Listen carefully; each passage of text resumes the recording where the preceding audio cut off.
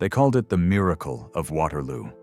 In the summer of 1815, while Europe held its breath waiting for news from the battlefield that would determine the continent's fate, one man in London already knew the outcome.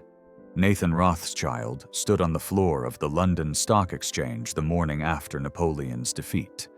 And rather than celebrating, he began to sell.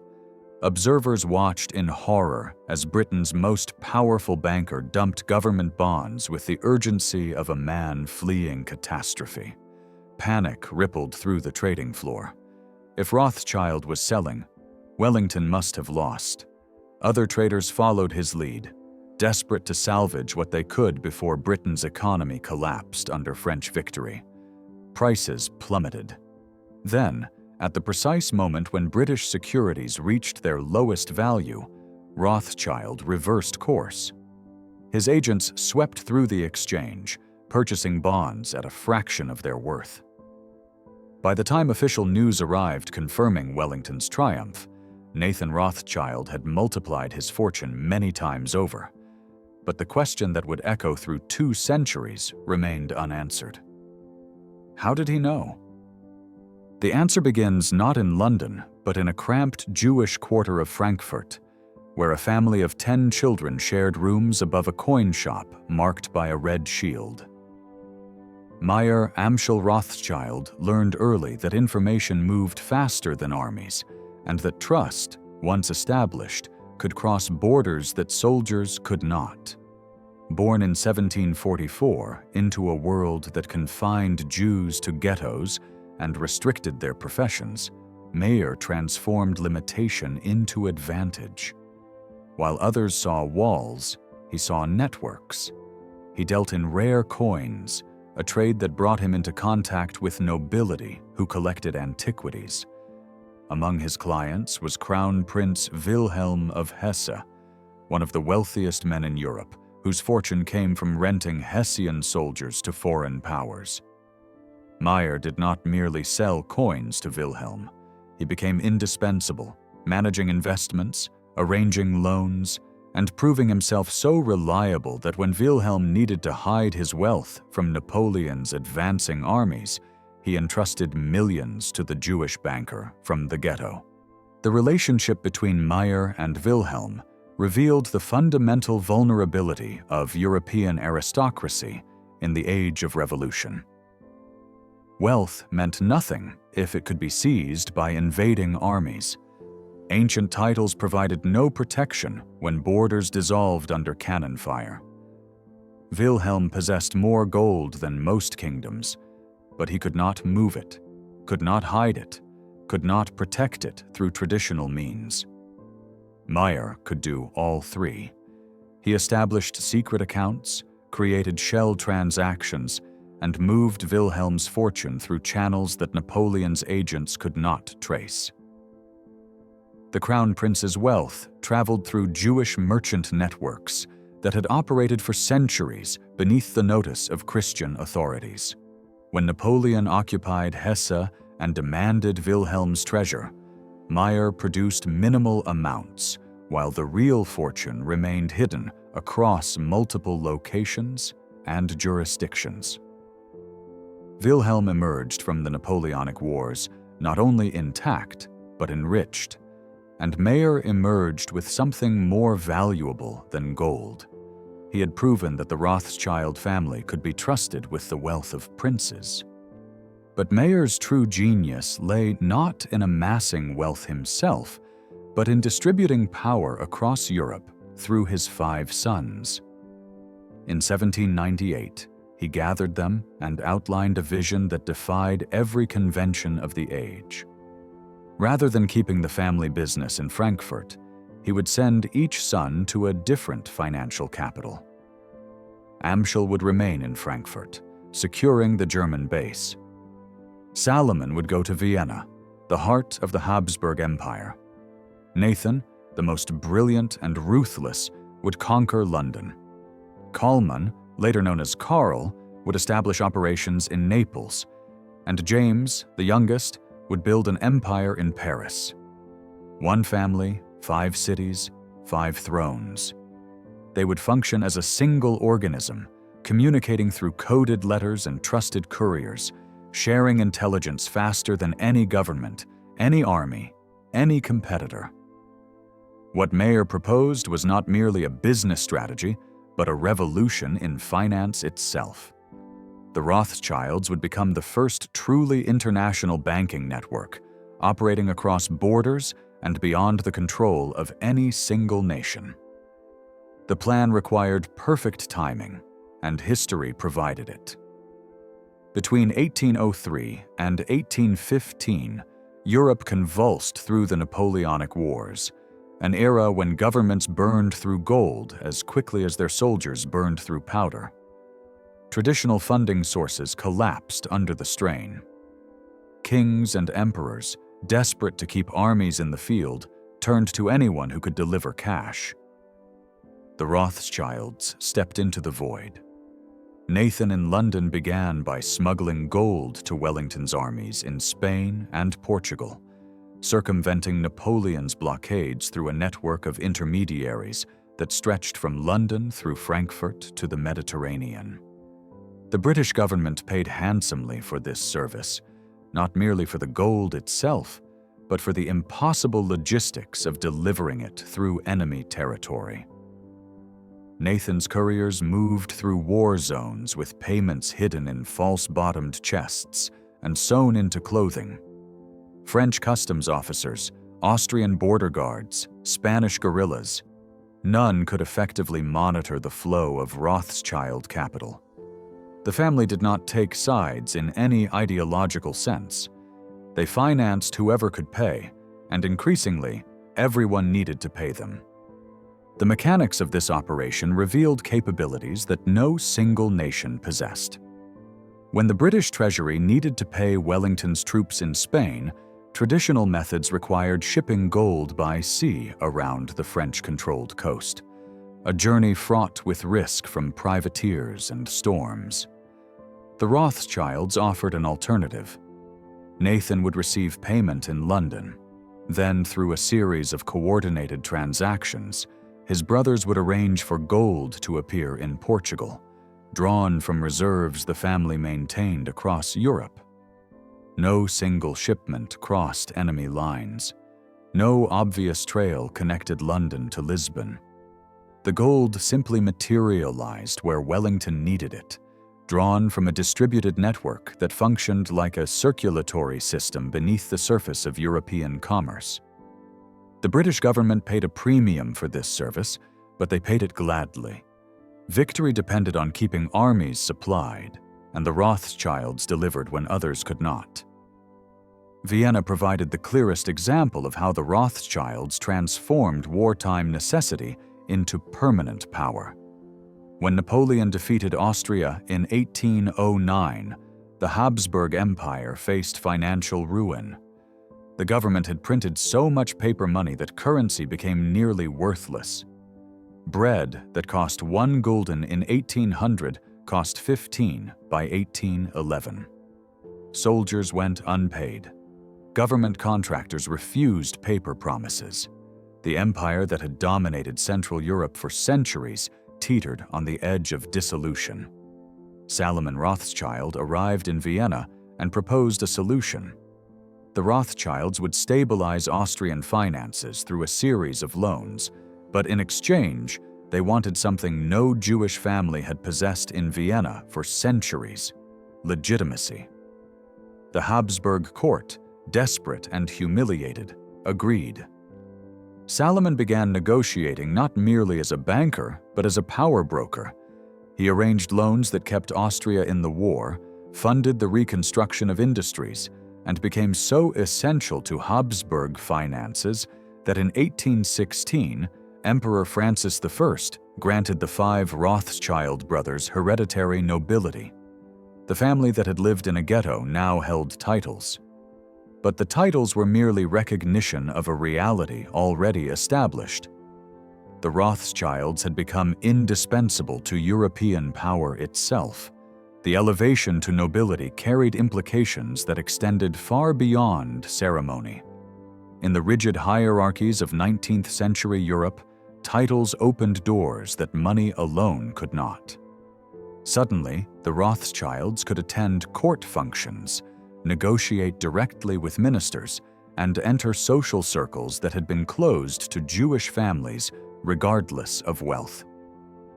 More importantly, the Austrian title granted by Francis I applied to all 5 brothers simultaneously, creating a unique situation where a single noble family held recognition in multiple countries. When Nathan negotiated in London, he did so as Baron Rothschild of the Austrian Empire. When James operated in Paris, he carried the same title. This gave the family a diplomatic flexibility that purely national aristocrats lacked. They were simultaneously insiders and outsiders everywhere, belonging to the European nobility, while remaining distinctly separate from any national aristocracy. The system they built rested on a simple principle that governments were slow to understand. Traditional alliances were brittle, snapping under the pressure of war and shifting loyalties. Financial networks, however, grew stronger through crisis. Each loan created dependency, each transaction built trust, and each successful operation demonstrated capability that others could not match. By 1818, the Rothschilds were coordinating simultaneous bond issues in London, Paris, Vienna, Frankfurt, and Naples. A government could negotiate with one brother, but the decision required consultation with all 5. This gave the family influence that transcended any individual nation's power. When the brothers disagreed among themselves, they did so through encrypted letters carried by personal couriers who knew the family's private code. When they agreed, they could move markets. No single government could control them because no single government employed them. They worked for all and answered to none. The communication network itself became legendary. While official government dispatches traveled by military courier or diplomatic pouch, often taking days or weeks to cross Europe, Rothschild messengers moved with remarkable speed. The family maintained relay stations, cultivated relationships with postal officials, and developed coded systems that allowed them to transmit sensitive information even if letters were intercepted. During the Greek War of Independence, Nathan in London knew the outcome of naval battles in the Mediterranean before the British Admiralty received official reports. When revolutions erupted in Paris in 1830, James sent warning to his brothers hours before news reached other capitals. This information advantage translated directly into financial advantage. The Rothschilds could buy or sell ahead of market-moving news, position themselves for opportunities before competitors learned of them, and advise clients with intelligence no one else possessed. The mythology that would later surround the Rothschilds, that they financed both sides of every conflict, that they manipulated wars for profit, that they controlled governments through debt, was both exaggeration and kernel of truth. They did indeed provide loans to multiple nations, sometimes simultaneously. During the Greek War of Independence in the 1820s, Nathan in London issued bonds for the Greek cause, while Salomon in Vienna maintained ties to the Ottoman Empire's European creditors.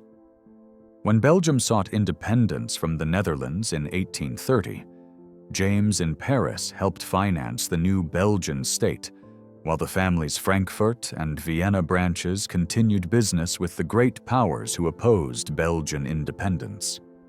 This was not conspiracy, but business. The Rothschilds had learned what empires kept forgetting. Political borders were temporary, but financial relationships endured.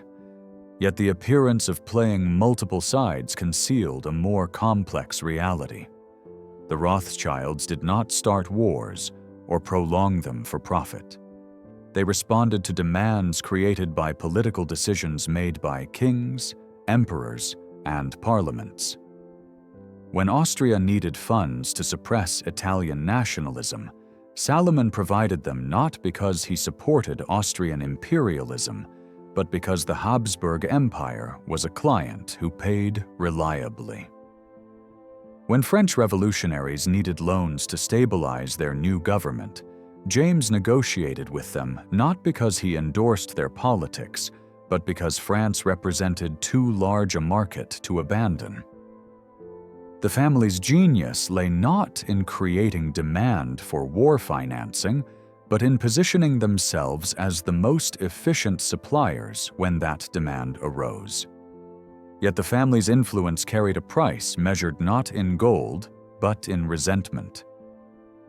In an age when anti-Jewish sentiment pervaded European society, the Rothschilds' success made them targets.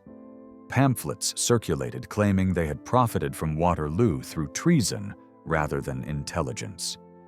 Political cartoons depicted them as parasites feeding on Christian nations. Nationalist movements, particularly in France and Germany, pointed to the Rothschilds as evidence of foreign influence corrupting national sovereignty. The accusations followed a pattern.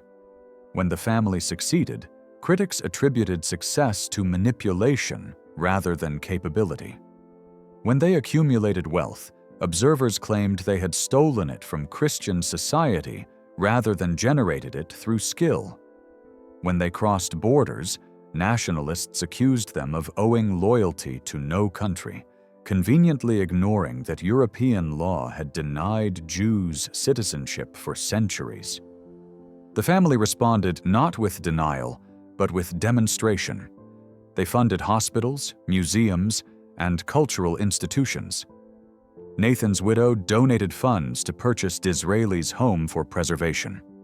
Salomon established schools in Vienna. James sponsored archaeological expeditions and supported artists. They proved that Jewish families could not merely accumulate wealth, but wield it with the sophistication expected of European aristocracy. In England, Nathan's son, Lionel, would eventually become the first Jewish member of Parliament, though only after a decade-long struggle to take his seat without swearing a Christian oath. In France, James built the Château de Ferrières, a palace that rivaled royal residences and hosted Emperor Napoleon III. The family understood that acceptance required more than wealth. It required becoming indispensable not just financially, but culturally. Yet, sophistication did not grant immunity. The same qualities that made them indispensable – international reach, family loyalty, financial opacity – made them suspect. They were too successful, too connected, too different. When economic crises occurred, popular anger sought targets, and the Rothschilds, visible and foreign and Jewish, provided convenient scapegoats. In 1846, when crop failures across Europe led to widespread famine, riots targeted Jewish merchants accused of hoarding grain. The Rothschilds, despite having nothing to do with agricultural markets, faced accusations of profiting from starvation. Political radicals on both left and right found common ground in attacking the family as symbols of financial capitalism detached from national interests. The Revolution of 1848 tested the Rothschild system as nothing before had. Across Europe, popular uprisings toppled governments and threatened every established order. Mobs attacked the family's banks in Frankfurt and Paris. Revolutionary governments repudiated debts and seized assets. For a moment, it appeared the world the Rothschilds had helped construct might collapse entirely. In Paris, James faced demonstrators who blamed him personally for the failures of the July monarchy.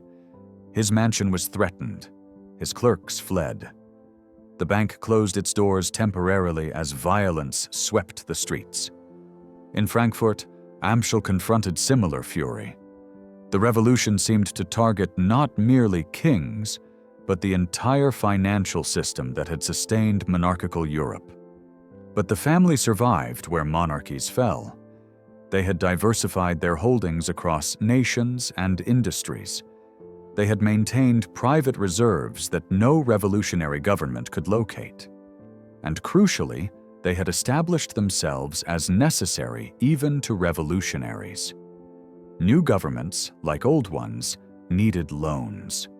They needed to pay soldiers, purchase supplies, and maintain basic functions. Within months, the Rothschilds were negotiating with the same radical leaders who had condemned them. James met with representatives of the French provisional government. Salomon dealt with revolutionaries who had driven the Austrian emperor from Vienna. The family offered what every government needed: access to capital and international credit.